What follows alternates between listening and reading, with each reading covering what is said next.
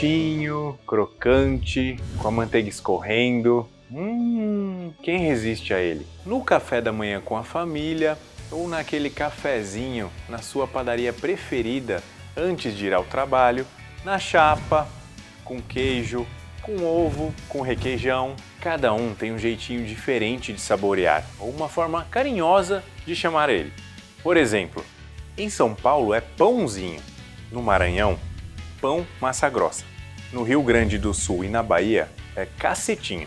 Pão de trigo em Santa Catarina, pão careca no Paraná e pão carioquinha no Ceará. Ele é um produto muito importante e popular que ganhou o coração e a mesa dos brasileiros. Você sabia que 50% dos pães fabricados no Brasil são desse tipo? E as padarias como conhecemos hoje devem muito a ele. Eu estou falando do pão francês! Mais que um pão, ele é um pedaço muito saboroso e curioso da história do Brasil. Antes de começarmos, eu quero agradecer a todos vocês que comentam, curtem, compartilham o conteúdo do nosso canal. Bem-vindos ao fantástico mundo do pão! Você sabia que todos os dias, só no estado de São Paulo, são consumidos mais de 15 milhões de pães franceses? E que ele é o maior responsável pelas pessoas irem até uma padaria? Geralmente, na padaria da vizinhança de casa ou do trabalho, sabemos até qual o melhor horário da fornada, não é? Mas será que passa na cabeça desse povo todo como surgiu esse pãozinho tão popular? Alerta de spoiler!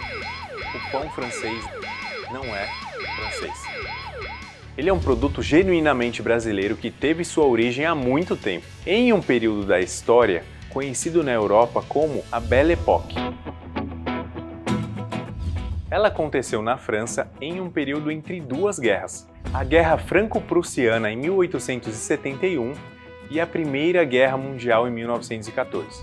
Foi um período marcado por inovações tecnológicas, políticas, científicas, sociais e culturais que trouxeram novos modos de pensar e viver o cotidiano. Foi a era de ouro da beleza, da inovação e um tempo de muito otimismo, prosperidade econômica e de paz na Europa. Era representada por uma cultura urbana de divertimento incentivada principalmente pelo desenvolvimento da eletricidade, que fazia com que a vida noturna de bares e restaurantes se desenvolvesse. Só para ter uma ideia de como esse período foi importante, olha só o que aconteceu nessa época. A Torre Eiffel foi construída. Nasce o cinema e o rádio. Santos Dumont e os irmãos Wright fazem o primeiro voo de avião. Henry Ford começa a fabricar os carros em linha de produção. Temos Einstein e a teoria da relatividade. E isso para ficarmos só em alguns fatos. Mas esse desenvolvimento todo acabou, sem querer, impulsionando a Primeira Guerra Mundial. Mas Paris era naquele momento o centro produtor e exportador da cultura mundial. Tinham teatros, cafés, parques de diversões e cinema. O cinema era uma novidade tão impactante que na primeira sessão, só de ver um trem na tela, o público saiu correndo, isso que ainda não era 3D. Paris ganhou o carinhoso apelido de Cidade Luz, e ir a ela pelo menos uma vez ao ano era uma obrigação da elite brasileira, pois garantia o vínculo com o que havia de mais moderno no mundo. Para você ver que ostentar não é só uma coisa dos dias de hoje. E quem era a elite naquela época? Eram os barões do café, da cana-de-açúcar, do couro e da borracha. E nós também tivemos uma Belle Époque no Brasil. Ela aconteceu em Belém e Manaus graças ao látex. E no Rio de Janeiro, e principalmente em São Paulo, que graças ao café se firmou como centro econômico no Brasil. No início do século XX, imigrantes de várias nações vieram para o Brasil em busca de melhor qualidade de vida. Eram eles principalmente portugueses, italianos e japoneses. Enquanto muitos se dirigiam para as fazendas de café no interior do estado de São Paulo, uma parcela dos imigrantes portugueses optava por se dedicar ao comércio e iam para as áreas urbanas. Eram mascates, caixeiros viajantes e comerciantes. Para os portugueses, fazer pão era uma tradição familiar e eles tinham um público fiel na vizinhança. As padarias até então ainda eram locais de luxo e muito frequentada por turistas.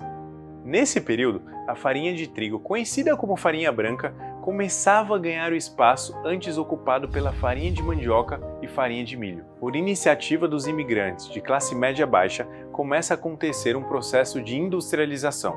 Em 1900 é inaugurado em São Paulo o Moinho Matarazzo pelos irmãos Matarazzo e em 1905 o Moinho Santista em Santos.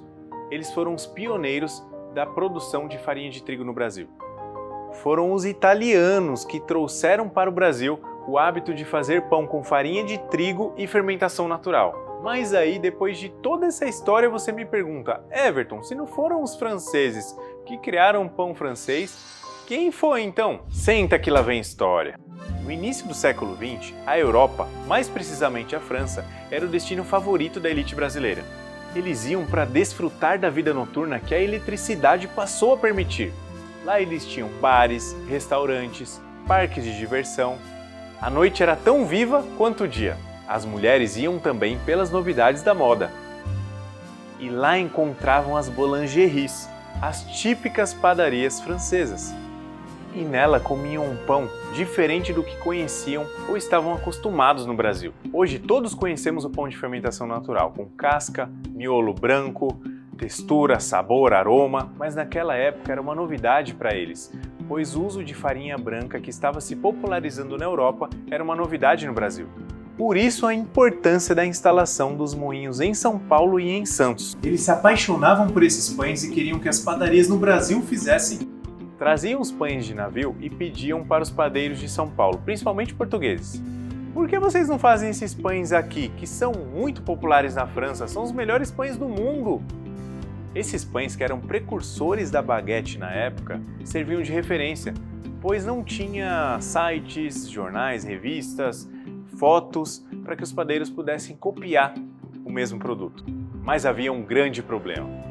As viagens de navio duravam algo em torno de 20 dias e o pão chegava duro feito uma pedra. E como ter uma ideia da textura, do sabor? Então tentavam explicar como era esse pão para o padeiro e como os franceses faziam. Um pão de casca fina, douradinho, miolo branco e delicioso. Infelizmente não sabemos hoje quem ou qual padaria conseguiu chegar ao pão que conhecemos hoje. Mas com a industrialização de todo o processo, o pão se tornou popular, pois deixou de ser um item caro e fez com que as padarias de São Paulo crescessem e se tornassem modelo do super negócio que é a padaria como conhecemos hoje. Portanto, é uma receita tipicamente brasileira e o produto mais importante da panificação nacional. Esse é o pão francês. Esse é o fantástico mundo do pão.